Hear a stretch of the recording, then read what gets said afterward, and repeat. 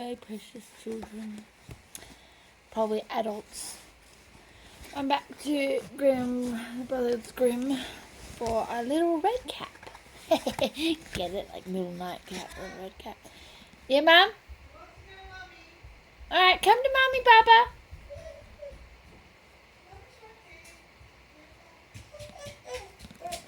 Come in. I'm about to read a story. You want to come in and read it with me? I'm reading Little Red Riding Hood or Little Red Cap. Take out your dummy. Where's Joey? The postman story. You didn't bring any books this time. Oh. I know. I did find one book though. You left one of your spot books here. If you want to go grab it. What postman one? What postman one? I don't have the postman book. It's under the chair.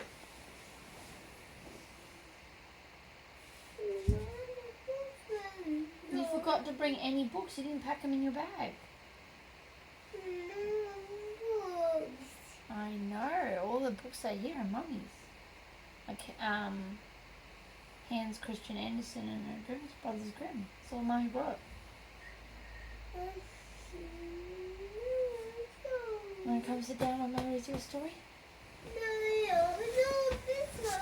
I want. You haven't heard this one before. Come on. Up on you.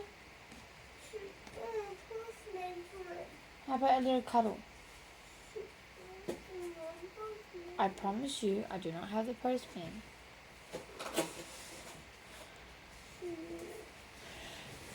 Phew. Bless me. Yeah, this one.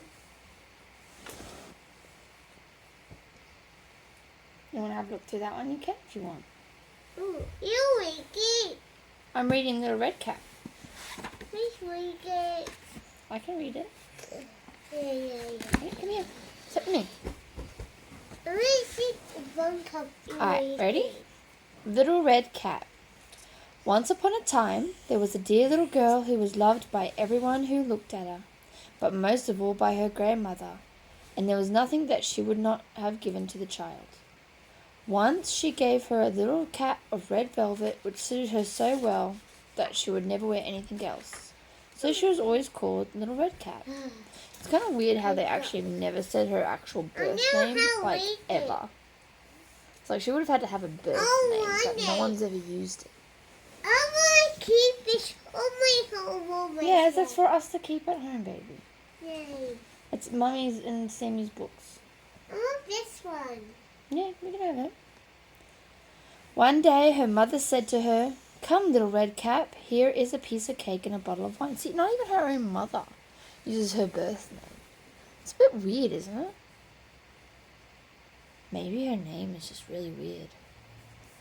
One day her mother said to her, "Come, Little Red Cap, here is a piece of cake and a bottle of wine. Take them to your grandmother. She is ill and weak, and it will do her good." Oh no, now I have to Google what red cap is in German. I need to. Yeah. Red cap. German. Yeah. I can use this one. That's mine.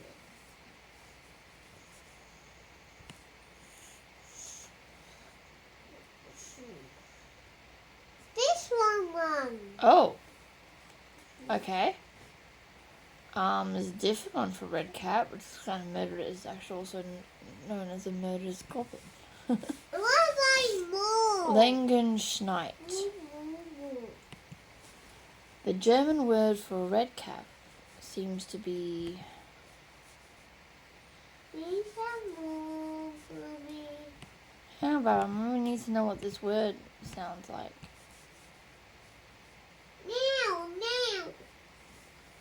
Now. Give me a sec. What?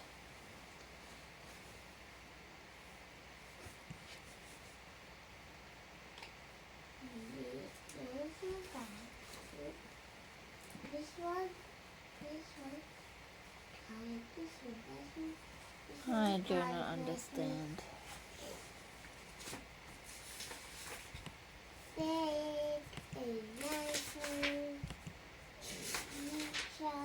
Red cap. Well, yeah, no duh. What's the... Oh, hang on, it's got the word here. Oh, yeah. Rotmütze. Rotemütze. Oh, that's what red cap is. Oh man, I got so distracted. Okay, let's finish the story sometime in the century. Again. Yeah, you read your story, Papa. I can't. Mommy will read this one out. I can't. Set out before it gets hot, and when you are going, walk nicely and quietly, and do not run off the path, or you may fall and break the bottle, and then your grandma will get nothing. And when you go into her room, don't forget to say good morning, and don't peep into every corner before you do it. Well, that's setting up to be harmed, isn't it? Why? I will take very great care, little red cap said to her mother, and gave her hand on it. I don't know why, but maybe it's probably because red cap probably takes forever to deliver stuff, so... Dragon. This one's dragon. Oh, that's not a picture of a dragon, Bubba. It's a picture of a wolf.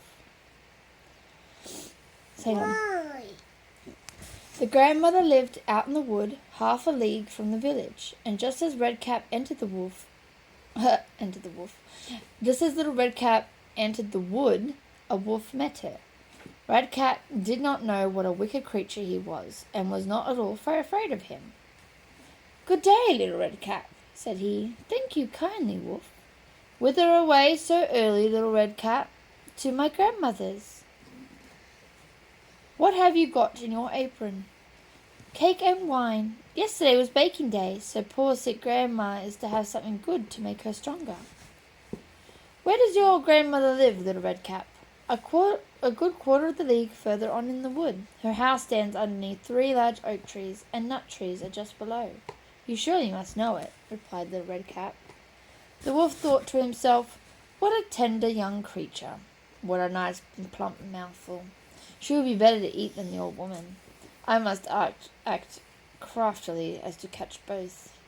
So he walked for a short time by the side of little Redcap, and then he said, "See, little Redcap, how pretty the flowers are about here. Why do you not look around? I believe, too, that you do not hear how sweetly little birds are singing. You walk gravely along as if you were going to school. Why, everyone else out here in the wood is merry." Little Redcap raised her eyes, and when she saw the sunbeams dancing here and there through the trees, and pretty flowers growing everywhere, she thought, "Suppose I take grandmother a fresh nosegay. That would please her too. It is so early in the day that I shall still get there in good time." And so she ran from the path into the wood to look for flowers, and whenever she had picked one, she fancied that she saw a still pretty one further on, and ran after it, and so got deeper and deeper into the wood. Meanwhile, the wolf ran straight to the grandmother's house and knocked at the door. "Who is there?" "Little Red Cap," replied the wolf. "She is bringing cake and wine. Open the door." "Lift the latch," called out the grandmother. "I am too weak and cannot get up." The wolf lifted the latch, and the door sprung open, and without saying a word, he went straight to the grandmother's bed and devoured her.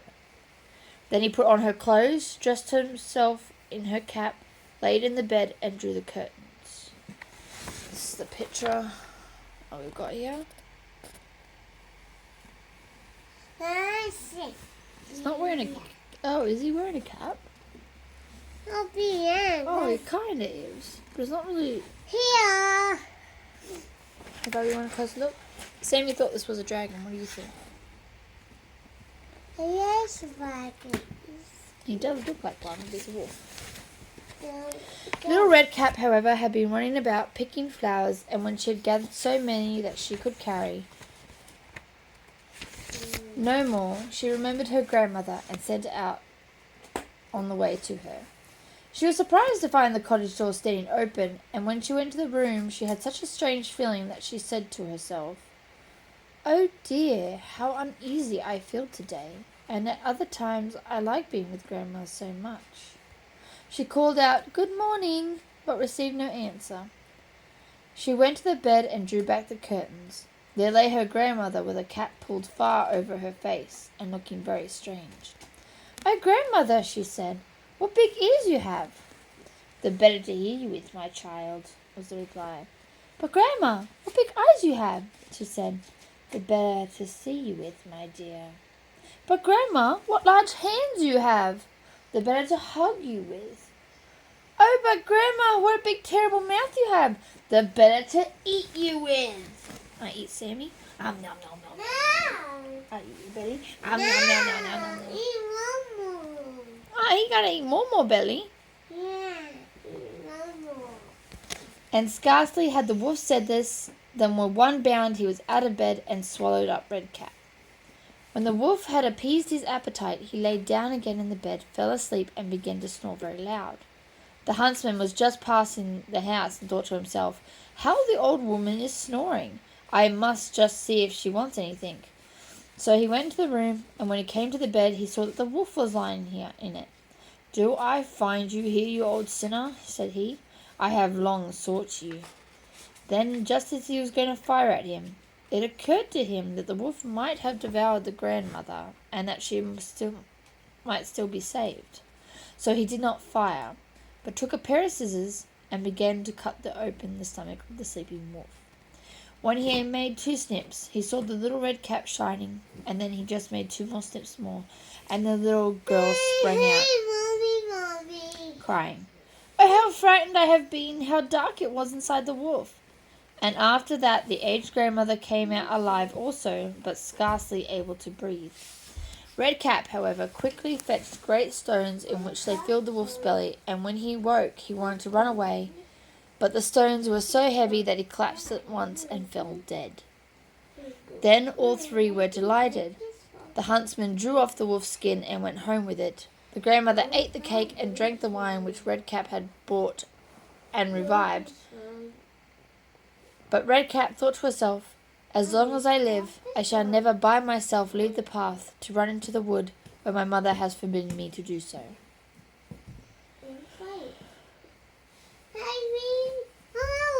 Did they also eat the wolf or just take his skin? That's a bit of a waste, isn't it? I was like, are wolves actually eatable? Do you think wolves are eatable, Sammy? Yeah. Yeah? What do you think a wolf would taste like? Yummy. You think it would taste yummy? Maybe. Yeah. Oh, look, there's a little more part of it. It is also related that once when Red Cap was again taking cakes to the old grandmother, another wolf spoke to her and tried to entice her from the path. Red Cap, however, was on guard and went straight on forward on her way and told her grandmother that she had met the wolf and that he had said good morning to her, but with such a wicked look in his eyes, that if they had not been on the public road, she was certain he would have eaten her up. "Well," said the grandmother, "we shall shut the door that he may not come in." Soon afterwards the door knocked and cried, "Open the door, grandmother. I am little Red Cap, and I am bringing you some cakes." But they did not speak or open the door. So the greybeard stole twice and thrice around the house, and at last jumped on the roof, intending to wait until Red Cap went home in the evening, and then to steal her after her and devour her in the darkness. Wow. But the grandma saw through what was in his thoughts. In front of the house was a great stone trough, so she said to the child, "Take the pail, Red Cap. I made some sausages yesterday, so carried to the water in which I boiled them to the trough." Red Cap carried until the great trough was quite full. Then the smell of sausages reached the wolf. He sniffed and peered down, and at last stretched out his neck so far that he could no longer keep his footing and began to slip. And slipped down from the roof straight into the great trough and was drowned. But Red Cap went joyously home, and no one ever did anything to harm her again. Why? Well, because that's 2 dead wolves. All the other wolves have been like, "Ooh, maybe not. Ugh. She seems to like to kill us a lot." Why? I'm not sure why, Bubba. Oh, probably because the wolves have been trying to eat her. Yeah, I'm a very big story, Mommy. How about I read Cinderella next? Mom, this next. You want Cinderella? No, this next. This one next. Oh, I can do Little Mermaid a bit later. Please, please. Yeah, we'll see. Oh, Mummy forgot to turn it off.